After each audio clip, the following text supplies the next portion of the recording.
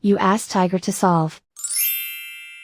This deals with linear equations with one unknown. The final result is r=6. Let's solve it step by step. Simplify the expression. Expand the parentheses.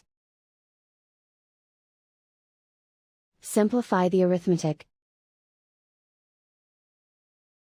Swap sides.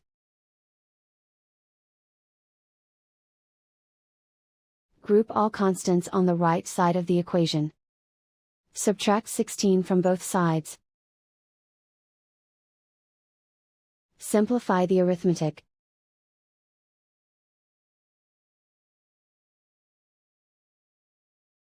Isolate the r.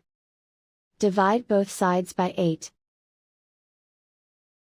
Simplify the fraction. Find the greatest common factor of the numerator and denominator.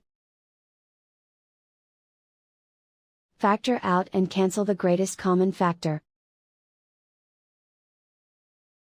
And so the final result is r=6.